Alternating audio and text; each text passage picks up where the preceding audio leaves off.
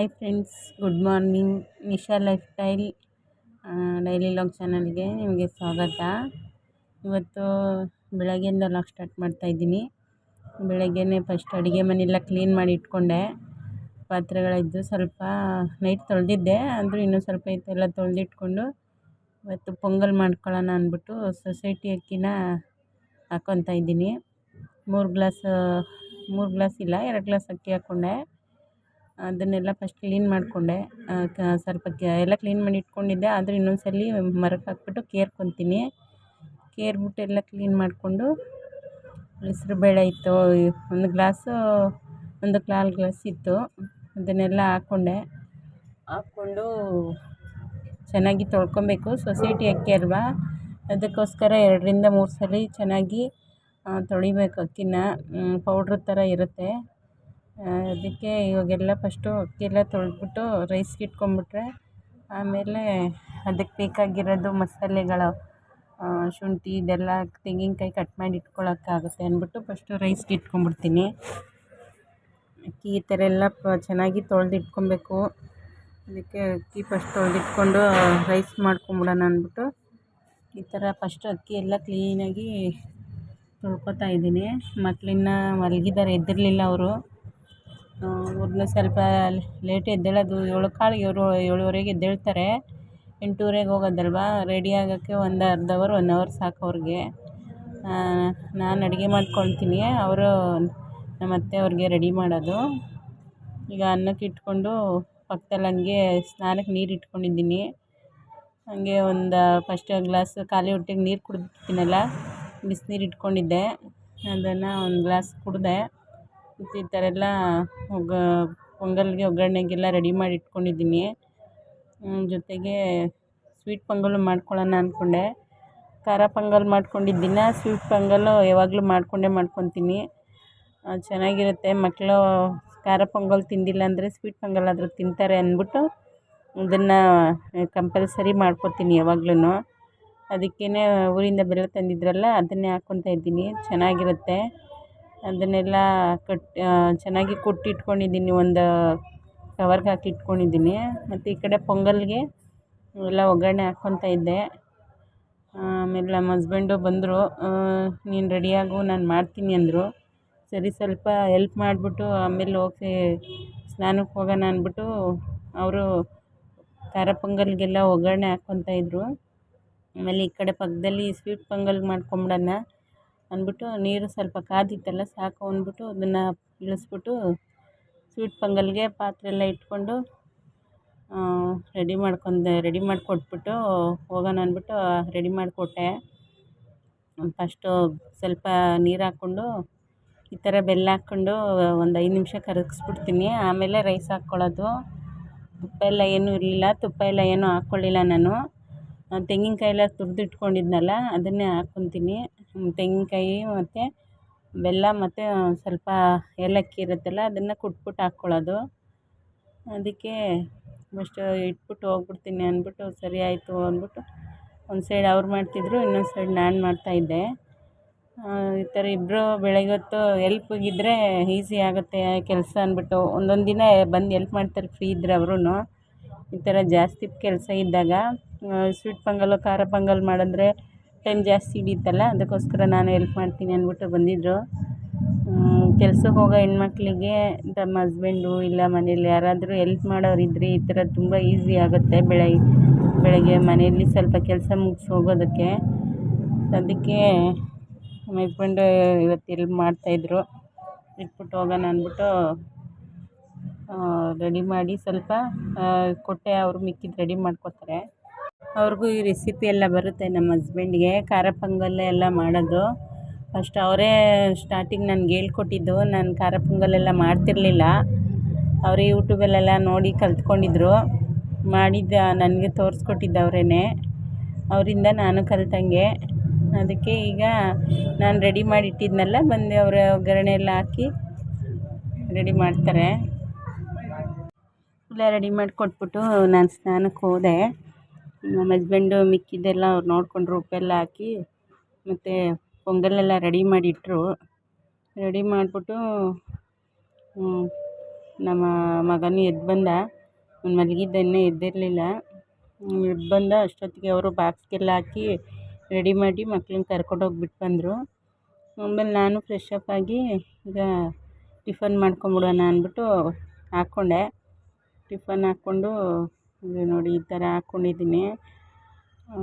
ತಿಂದೋಗಿಲ್ಲ ಅಂದರೆ ಮತ್ತೆ ಮಧ್ಯಾಹ್ನ 1 ಗಂಟೆವರೆಗೂ ಊಟಕ್ಕೆ ಬಿಡೋದಿಲ್ಲ. 1 ಗಂಟೆಗೆ ಬಿಡೋದು. ಅದಕ್ಕೋಸ್ಕರ ಟಿಫನ್ ಮಾಡಿಕೊಂಡೇ ಹೋಗ್ತೀನಿ. ನನ್ನ ಮಗ ತಿನ್ಸೋಕೆ ಹೋದೆ, ಅವ್ನು ತಿನ್ನಲಿಲ್ಲ. ಸ್ವೀಟ್ ಪೊಂಗಲ್ ನಾನೇ ತಿಂತೀನಿ ಅಂದ್ಬಿಟ್ಟು ಆಮೇಲೆ ಹಾಕ್ಸ್ಕೊಂಡು ತಿಂತೀನಿ ಅಂದ. ಅದಕ್ಕೆ ನಾನೇ ತಿಂದ್ಕೊಂಡು ರೆಡಿಯಾಗಿ ಹೋಗೋಣ ಅಂದ್ಬಿಟ್ಟು ತಿಂದ್ಕೊಂಡೆ ನಾನೇ. ಅವ್ನು ಕರೆದ್ರೆ ತಿನ್ನಲಿಲ್ಲ, ಅವ್ನು ಬೇಡ ಅಂತಿದ್ದ. ಸ್ವೀಟ್ ಪೊಂಗಲ್ ಆದರೆ 1 ಬಾಯಿ 2 ಬಾಯಿ ತಿನ್ನಿಸ್ಕೊತಾನೆ. ಖಾರ ಪೊಂಗಲ್ ಆದರೆ ಅವ್ನು ತಿನ್ನೋದೇ ಇಲ್ಲ. ಸರಿ ಅಂದ್ಬಿಟ್ಟು ಆಮೇಲೆ ತಿನ್ನೋ ಅಂದ್ಬಿಟ್ಟು ನನಗಿನ್ನು ಟೈಮ್ ಆಗುತ್ತಲ್ಲ, ಅವನಿಗೆ ಬಲವಂತ ಮಾಡಿ ತಿನ್ನಿಸ್ಕೊಂಡು ಕೂತ್ಕೊಳ್ಳೋಕ್ಕಾಗಲ್ಲ. ನಮ್ಮ ಅತ್ತೆ ಇರ್ತಾರಲ್ಲ, ಆಮೇಲೆ ತಿನ್ನಿಸ್ತಾರೆ ಅಂದ್ಬಿಟ್ಟು ನಾನು ತಿಂದೆ. ತಿಂತಾ ಇರಲಿಲ್ಲ ಅವನು, ಹಾಲು ಕುಡ್ದಿದ್ದ ಸ್ವಲ್ಪ ಅಂದ್ಬಿಟ್ಟು.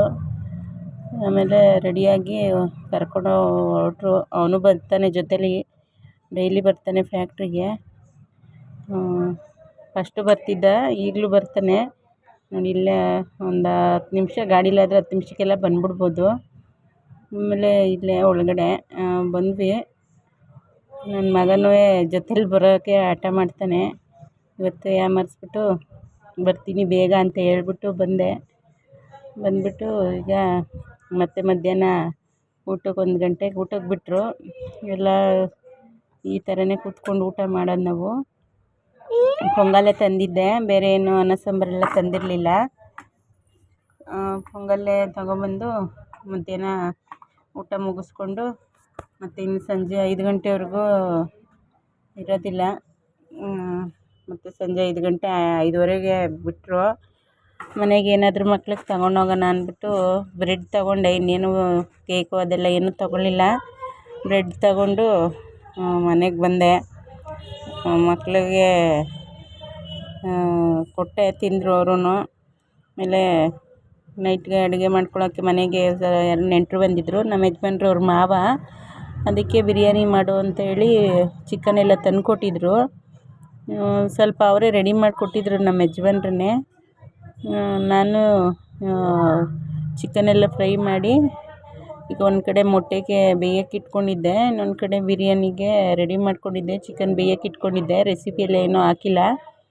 ಅವರು ಬೇಗ ಮಾಡಿಬಿಡು ಅಂತ ಹೇಳಿದ್ರಲ್ಲ, ಅದಕ್ಕೆ ಎಲ್ಲ ಚಿಕನ್ ಫಸ್ಟು ಬೇಯಕ್ಕೆ ಇಟ್ಕೊಂಡು ಸ್ವಲ್ಪ ಪಾತ್ರೆ ಇತ್ತು, ತೊಳ್ಕೊಂಬಿಡೋಣ ಚಿಕನ್ ಬೇಯೋ ಅಷ್ಟೊತ್ತಿಗೆ ಅಂದ್ಬಿಟ್ಟು ಅದೆಲ್ಲ ಸ್ವಲ್ಪ ಕ್ಲೀನ್ ಮಾಡ್ಕೊತಾ ಇದ್ದೆ. ಒಂದು ಕಡೆ ಚಿಕನ್ ಬೇಯ್ತಿದ್ರೆ ಇನ್ನೊಂದು ಕೆಲಸ ಆಗುತ್ತಲ್ಲ, ಸುಮ್ಮನೆ ನಿಂತ್ಕೊಳ್ಳೋ ಬದಲು ಅಂದ್ಬಿಟ್ಟು ಈ ಥರ ಒಂದು ಸೈಡ್ ಒಂದು ಕೆಲಸ ಆದರೆ ಇನ್ನೊಂದು ಸೈಡ್ ಇನ್ನೊಂದು ಕೆಲಸ ಮಾಡ್ಕೊತಾ ಇರ್ತೀನಿ. ಟೈಮ್ ಸಿಕ್ಕಿದಾಗ ಎಲ್ಲ ಅಡುಗೆ ಮನೆ ಕ್ಲೀನ್ ಮಾಡ್ಕೊಳ್ಳೋದು ಇದೆಲ್ಲ ಇನ್ನು ಹಬ್ಬಕ್ಕೆ ಎಲ್ಲ ಕ್ಲೀನ್ ಮಾಡ್ಕೊಬೇಕು. ಅದಕ್ಕೋಸ್ಕರ ಶೆಲ್ಫೆಲ್ಲ ಕ್ಲೀನ್ ಮಾಡ್ಕೊಬೇಕು. ಇನ್ನೂ 1-2 ದಿನ ಟೈಮ್ ಇದೆಯಲ್ಲ, ಆಮೇಲೆ ಮಾಡ್ಕೊಳ್ಳೋಣ. ಈಗಲಿಂದ ಏನು ನಾನ್ ವೆಜ್ ಮಾಡಿರ್ತೀವಲ್ಲ, ಅದಕ್ಕೋಸ್ಕರ ಇವತ್ತು ಲಾಸ್ಟಿನ ಹಬ್ಬದವರೆಗೂ ನಾವು ಮಾಡಲ್ಲ. ಸರಿ ಅಂದ್ಬಿಟ್ಟು ಎಲ್ಲ ಮಾಡಿ ಪಾತ್ರೆ ಎಲ್ಲ ತೊಳೆದು ಎಲ್ಲ ಹಾಕಿದೆ. ಸ್ವಲ್ಪನೇ ಇತ್ತು ಪಾತ್ರೆ, ಜಾಸ್ತಿ ಏನಿರಲಿಲ್ಲ. ನಮ್ಮ ಅತ್ತೆ ಇರ್ತಾರಲ್ಲ ಮನೇಲಿ, ಅವರ ಕ್ಲೀನ್ ಮಾಡ್ಕೊತಾ ಇರ್ತಾರೆ. ಎಲ್ಲ ರೆಡಿ ಮಾಡಿದೆ.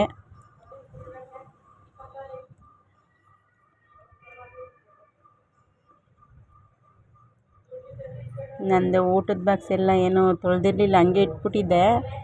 ಅದನ್ನೇ ಇವಾಗ ಅದು ಮತ್ತು ಸ್ವಲ್ಪ ಬಿರಿಯಾನಿ ಮಾಡೋಕ್ಕೆಲ್ಲ ಪಾತ್ರೆ ಇದ್ವಲ್ಲ, ಅವನ್ನ ಕ್ಲೀನ್ ಮಾಡಿಕೊಂಡೆ. ಬಿರಿಯಾನಿಗೆ ಈಗ ಅಕ್ಕಿ ಹಾಕ್ಕೊಬೇಕು. ಬಾಸುಮತಿ ಅಕ್ಕಿ ತೊಳೆದಿಟ್ಟಿದ್ದೀನಿ. ಅದನ್ನು ಜಾಸ್ತಿ ನೆನೆಸ್ಕೊಬಾರ್ದು ನೀರಲ್ಲಿ, ಸುಮ್ಮನೆ ಹಂಗೆ ತೊಳೆದೇ ಹಾಕ್ಬಿಡ್ಬೇಕು. ಅದಕ್ಕೇ ಸುಮ್ಮನೆ ಹಂಗೆ ತೊಳೆದಿಟ್ಟಿದ್ದೀನಿ. ಚಿಕನ್ನು ಒಂದು 3/4% ಬೆಂದರೆ ಅಕ್ಕಿ ಹಾಕ್ಕೊಳ್ಳೋದು.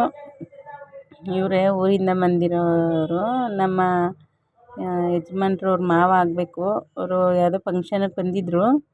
ಅದಕ್ಕೋಸ್ಕರ ಬಿರಿಯಾನಿ ಮಾಡು ಅಂತ ತಂದುಕೊಟ್ಟಿದ್ರು.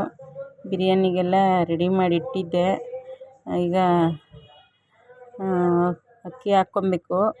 ಸ್ವಲ್ಪ ಉಪ್ಪು ಖಾರ ಎಲ್ಲ ನೋಡಿ ಹಾಕ್ಕೊಂಬಿಡೋಣ ಅಂದ್ಬಿಟ್ಟು ಅಷ್ಟೊತ್ತಿಗೆ ತಲೆಗೆಲ್ಲ ಎಣ್ಣೆ ಏನು ಹಚ್ಕೊಂಡಿರಲಿಲ್ವಲ್ಲ ನಾನು ಬೆಳಗ್ಗೆ. ಇವಾಗ ಹಚ್ಚಿಟ್ಕೊಂಬಿಟ್ರೆ ಚೆನ್ನಾಗಿ ನಿದ್ದೆನೇ ಬರುತ್ತೆ ಅಂದ್ಬಿಟ್ಟು ಕೊಬ್ಬರಿ ಎಣ್ಣೆ ಮನೆಯಲ್ಲೇ ಮಾಡಿಟ್ಕೊಂಡಿರ್ತೀವಲ್ಲ ಅದೇ ಕೊಬ್ಬರಿ ಎಣ್ಣೆನೇ ಚೆನ್ನಾಗಿರುತ್ತೆ, ಚೆನ್ನಾಗಿ ನಿದ್ದೆ ಬರುತ್ತೆ. ನಂದು ಸ್ವಲ್ಪ ಎಣ್ಣೆ ಖಾಲಿ ಆದಮೇಲೆ ಅದನ್ನು ಮಾಡಿ ತೋರಿಸೋಣ ಅಂತ ಅಂದ್ಕೊಂಡಿದ್ದೀನಿ. ನಮ್ಮ ಯಜಮಾನ್ರೇ ಅಲ್ವಾ ಮಾಡೋದು, ಅದಕ್ಕೇ ಸ್ವಲ್ಪ ನಾನು ಹೂವು ಕಟ್ತೀನಲ್ಲ ಮಿಕ್ಕಿತ್ತು, ನನ್ನ ಮಗಳು ಚುಚ್ಕೊಡ್ತೀನಿ ಅಂದಳು. ಬೆಳಗ್ಗೆ ಮುಡ್ಕೊಂಡು ಹೋಗೋಕ್ಕಾಗುತ್ತೆ ಅಂದ್ಬಿಟ್ಟು ಚುಚ್ಚಿಸ್ತಿದ್ದೆ ಅವಳ ಕೈಲೇ. ನೋಡಿ ಬಿರಿಯಾನಿ ಈ ಥರ ಬಂದಿದೆ. ಬಾಸುಮತಿ ರೈಸ್ ಅಕ್ಕಿ ಹಾಕ್ಕೊಂಡಿರೋದು. ಜಾಸ್ತಿ ನೀರು ಹಾಕ್ಕೊಬಾರ್ದು ಅಕ್ಕಿಗೆ. ಒಂದು ಗ್ಲಾಸ್ ಅಕ್ಕಿಗೆ ಒಂದು ಅರ್ಧ ಗ್ಲಾಸ್ ನೀರು ಹಾಕ್ಕೊಬೇಕು, ಯಾಕಂದರೆ ಚಿಕನಲ್ಲಿ ನೀರಿನ ಅಂಶ ಇರುತ್ತಲ್ಲ ಅದಕ್ಕೋಸ್ಕರ. ಈಗ ಮೊಟ್ಟೆನೂ ಬೇಯಿಸಿಟ್ಕೊಂಡಿದ್ದೆ, ಕಬಾಬ್ ಮಾಡೋಣ ಅಂದ್ಕೊಂಡ್ವಿ, ಕಬಾಬ್ ಮಾಡಲಿಲ್ಲ, ಬರೀ ಬಿರಿಯಾನಿನೇ ಮಾಡಿಕೊಂಡೆ. ಫ್ರೆಂಡ್ಸ್, ಅಡುಗೆ ಎಲ್ಲ ಆಯಿತು, ಎಲ್ಲರಿಗೂ ಹಾಕ್ಕೊಟ್ಟೆ. ನಮ್ಮ ಯಜಮಾನ್ರು ಇನ್ನೂ ಎಲ್ಲ ಆಚೆ ಹೋಗಿದ್ರು, ಅವ್ರಿಗಿನ್ನೂ ಹಾಕ್ಕೊಟ್ಟಿರಲಿಲ್ಲ. ಅವ್ರು ಬಂದ ಮೇಲೆ ಅವ್ರಿಗೂ ಹಾಕ್ಕೊಟ್ಟೆ. ಮಕ್ಕಳು ಎಲ್ಲ ಅವರ ಜೊತೆಲಿ ಕೂತ್ಕೊಂಡು ತಿಂತಾಯಿದ್ದಾರೆ. ನನ್ನ ಮಗ ಅವನೇ ತಿಂತಾಯಿದ್ದಾನೆ, ಸ್ವಲ್ಪ ಹಾಕ್ಸ್ಕೊಂಡಿದ್ದ ಅಷ್ಟೇ ಅವನು. ಸಂಜೆ ಬ್ರೆಡ್ಡೆಲ್ಲ ತಂದಿದ್ನಲ್ಲ ತಿಂದಿದ್ದ, ಅದಕ್ಕೋಸ್ಕರ ಸ್ವಲ್ಪ ಹಾಕ್ಸ್ಕೊಂಡು ಅವ್ರ ಅಪ್ಪನ ಜೊತೆಲಿ ಫೋನ್ ಇಸ್ಕೊಂಡು ತಿನ್ನಿಸ್ಕೊತಾ ಇದ್ದ. ಕೊಡಲ್ಲ ಅಂತಾರೆ ಅಂದರೂ ಹಠ ಮಾಡಿ ಈಸ್ಕೊತಾನೆ. ಆಮೇಲೆ ಅವ್ರಿಗೆಲ್ಲ ಹಾಕ್ಕೊಟ್ಟಾದ್ಮೇಲೆ ನಾನು ಊಟ ಹಾಕ್ಕೊಂಡು ಅವ್ನಿಗೆ ತಿನ್ಸೋಕೆ ಹೋದೆ. ಅವ್ನು ತಿನ್ನಲಿಲ್ಲ, ತಿಂದಿದ್ನಲ್ಲ ಅದಕ್ಕೋಸ್ಕರ ನಾನೇ ತಿಂದ್ಕೊಂಡೆ. ಅವನು ತಿನ್ನಲಿಲ್ಲ ಅಲ್ವಾ. ನಾನೇ ಊಟ ಮಾಡಿ ಸ್ವಲ್ಪ ಪಾತ್ರೆ ಎಲ್ಲ ತೊಳಿಬೇಕಿತ್ತು, ಎಲ್ಲ ತೊಳ್ಕೊಂಡೆ. ಊಟ ಮಾಡಿದ್ದು ಅಡುಗೆ ಮಾಡಿದ್ದೆಲ್ಲ ಪಾತ್ರೆ ಎಲ್ಲ ಇತ್ತಲ್ಲ ಅದೆಲ್ಲ ಕ್ಲೀನ್ ಮಾಡಿಕೊಂಡು ನನ್ನ ಮಗನಿಗೆ ಹಾಲು ಕಾಯಿಸಿಟ್ಕೊಂಡೆ. ಮತ್ತು ಬೆಳಗ್ಗೆಗೆ ಇಡ್ಲಿಗೆ ಎಲ್ಲ ರುಬ್ಬಿಟ್ಕೊಂಡಿದ್ದೀನಿ, ಬೆಳಗ್ಗೆ ಇಡ್ಲಿ ಮಾಡ್ಕೊಳ್ಳೋಣ ಅಂದ್ಬಿಟ್ಟು. ಆಮೇಲೆ ಬಾಳೆಹಣ್ಣೆಲ್ಲ ತಂದಿದ್ರಲ್ಲ, ಚಿಕನ್ ತಿಂದಮೇಲೆ ಸ್ಪ್ರೈಟು ಇಲ್ಲಾಂದರೆ ಬಾಳೆಹಣ್ಣು ಏನಾದರೂ ಕುಡಿಬೇಕು, ಇಲ್ಲಾಂದರೆ ಜೀರ್ಣ ಆಗೋಲ್ಲ. ಅದಕ್ಕೋಸ್ಕರ ಒಂದು ಬಾಳೆಹಣ್ಣು ತಿಂದುಬಿಟ್ರೆ ಜೀರ್ಣ ಚೆನ್ನಾಗಿ ಆಗುತ್ತೆ ಅಂದ್ಬಿಟ್ಟು ಅವರೆಲ್ಲ ಮಕ್ಕಳೆಲ್ಲ ತಿಂತಾಯಿದ್ರು, ಆಚೆ ಕೂತ್ಕೊಂಡು ಆಡ್ಕೊಂಡಿದ್ರು. ನಾನು ಅಡುಗೆ ಮನೆಯೆಲ್ಲ ಕ್ಲೀನ್ ಮಾಡಿಕೊಂಡು ಆಮೇಲೆ ಈಗ ಹಾಲು ಕಾಯಿಸಿಟ್ಟು ಎತ್ತಿಟ್ಟಿದ್ದೀನಿ. ಸ್ವಲ್ಪ ಹೊತ್ತು ಆಚೆ ಓಡಾಡೋಣ ಅಂತ ಬಂದೆ. ಎಲ್ಲ ಯಾರು ಓಡಾಡ್ತಿರ್ಲಿಲ್ಲ, ಮಲಗಿಬಿಟ್ಟಿದ್ರು ಜನ. ಫ್ರೆಂಡ್ಸ್, ಇವತ್ತಿನ ವ್ಲಾಗ್ ಇಲ್ಲಿಗೆ ಎಂಡ್ ಮಾಡ್ತಿದ್ದೀನಿ. ಯಾರೆಲ್ಲ ನನ್ನ ಚಾನಲ್ ನೋಡ್ತಿದ್ದೀರಾ ಪ್ಲೀಸ್ ಲೈಕ್ ಮಾಡಿ, ಶೇರ್ ಮಾಡಿ, ಸಬ್ಸ್ಕ್ರೈಬ್ ಮಾಡ್ಕೊಳ್ಳಿ.